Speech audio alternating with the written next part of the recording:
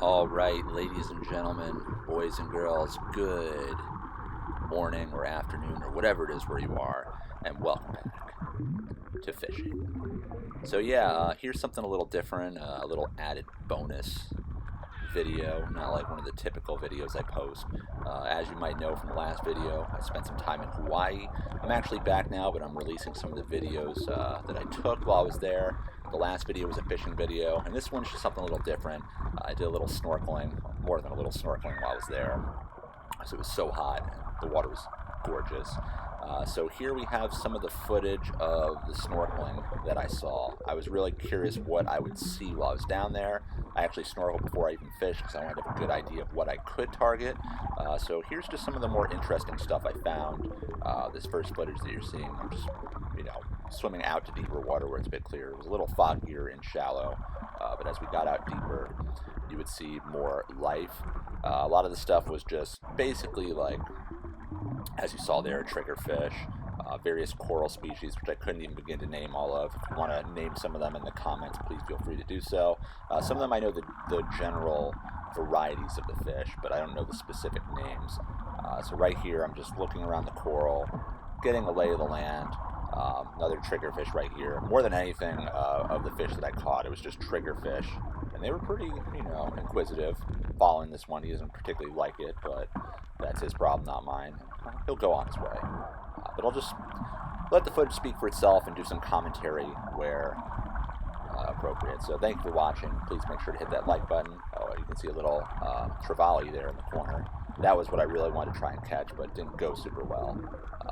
And you'll see some larger ones later in the video. But thanks for watching. Please hit that like button, subscribe, and etc.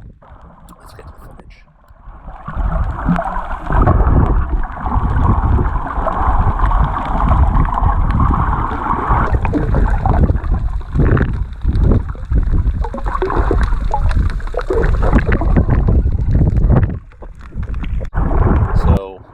As I made my way out deeper, there were some spots where the coral kind of thinned out or, wasn't as pronounced. So I tried to check out the varying types of landscapes or waterscapes. Here you see a few triggerfish hanging out at the bottom around this coral. I'm getting really into it, checking it out, seeing what's living in the crevasses, and you have all these other random coral fish that are in there as well. But I tried to, scope out what was there. There were areas that were very shallow. There was areas where it really dropped out, but they were far out of casting range.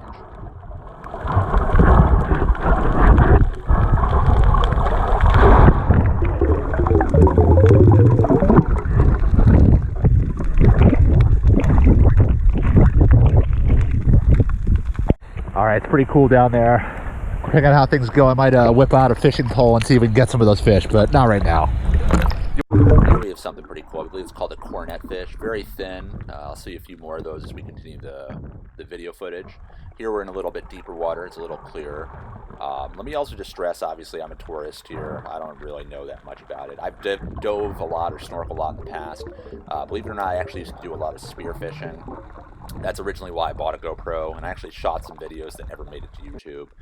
If any of you want to see me do more underwater footage or spear fishing videos or any videos like that, please let me know in the comments. I might just do something like that again, but not right now. But anyways, back to the footage. Still in some deeper water, you see some sea urchins hanging out on the bottom. Here's another cornet fish just chilling. They let me get pretty close to them. They're pretty interesting fish. Never was able to catch one. Now here's one of the triggerfish that I caught a lot of during the trip. You will see more of those shortly. Another fish. I'm not sure what those are on the ID. Please let me know if you want or not. Not necessary. Just scoping out the bottom. All right, here are some of the... No, that's a parrotfish, yeah. A lot of parrotfish around. I could not make one of those things bite. I don't think they're very interested in the stuff that I had to offer. Here's, I believe, another potentially parrotfish. Not entirely sure. Let's look at the footage some more.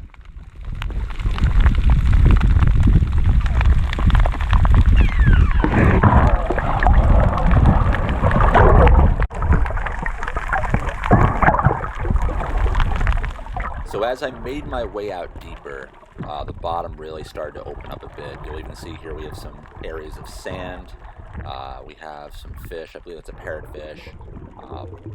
and it was interesting how the coral opened up. Now you see here, this fish right here, I have no idea what it is. It's kind of like a grouper or sea bass looking thing. I really wanted to catch one. Some of them were fairly large. There's another one. They'd really just like hang out in the coral. I almost caught one, which you'll see, but there's a bit of a catch to it. But regardless, some of them were fairly large, like 15, 18 inches long, thereabouts, but they were very cautious whenever I'd be around. So here, actually, you see some trevally, or bluefin trevally. They're quite large. I mean, these are like at least 20 inches. I really wanted to catch one of these in the trip, but it just didn't happen. But this gave me hope that there were some larger ones around in schools, specifically in the early portions of the day, and later in the day we'd see them, or something chasing bait. Another triggerfish here. I promise you, you're going to see a lot of them soon. Let's let the footage keep going.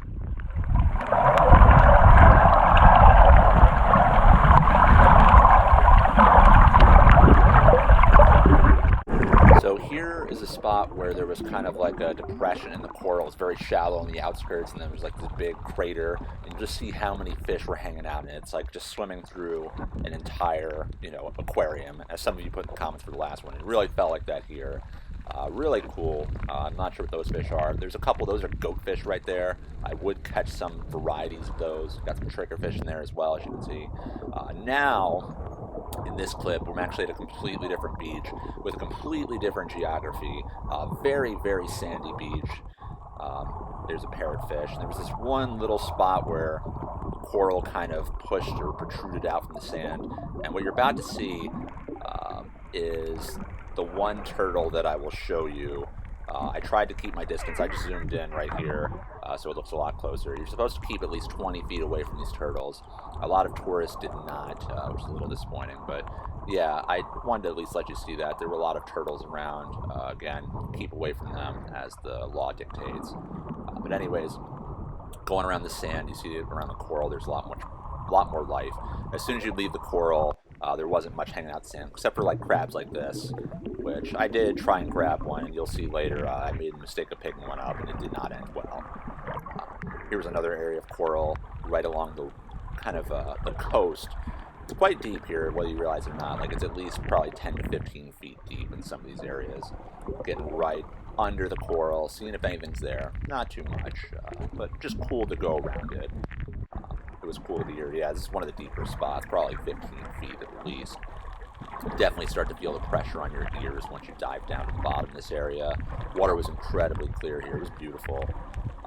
You had to get out there early, though, because once the wind picked up, it was really hard to, keep a level head if you're just snorkeling on the surface. You get pushed around a bit, and you start to maybe feel a little nauseous, especially after eating that buffet breakfast. Not buffet, but large breakfast. Anyways, you see a lot of fish, another cornet fish. They hang around the structure, as you can see. If you want to gauge the size, this fish is probably like 24 inches long. GoPro might not make it look as big. Here was the mistake I made. I grabbed a crab, and you're going to notice it's pinching me right now. I didn't know it had pinchers. My mistake. He does not want to let go, and I'm just enduring it right there. Let him go. He's fine. Lesson learned. Don't grab the crabs. Here's what that beach looked like from the surface. Getting that whole 360 action. Beautiful water. I'm in close right now. Before I was out much further. Let's let the footage keep going. Now I'm back at the original beach near the hotel. Here's one of those large puffer fish that I caught so many of. I'm not getting super close. I want to see if it would actually blow up in front of me. Obviously, I'm not going to touch that thing in the water. Another cornet, or this might actually be a trumpet fish. I don't know. There's another long species called the trumpet fish. It looks very similar. Now, here is one of the important scenes. I'm pointing down. What I actually see right now is some sort of flounder, and you can actually make it out there. I had no idea that there was any kind of flounder in the water here. And this was actually a watershed moment, unintended, because when I saw this fish, I told myself I need to try and do something different to try and catch them. So in the next video, what you will see is me doing snorkel fishing. And if you look here, there are a ton of triggerfish. Those are all triggerfish. There was actually a little boat there fishing with squid, and they all just herded like rabid wolves. So you will get to see me in the next video do some snorkel fishing with the snorkel on, with a tiny fishing pole. So thank you for watching this. Hope you enjoyed. Nothing too special. Obviously, I shot this on my lesser GoPro because I was a little nervous about taking the main one in. But yes, you should look forward to that snorkel fishing video soon. I did catch fish. See y'all on the water next time. And of course, goodbye from Fishin.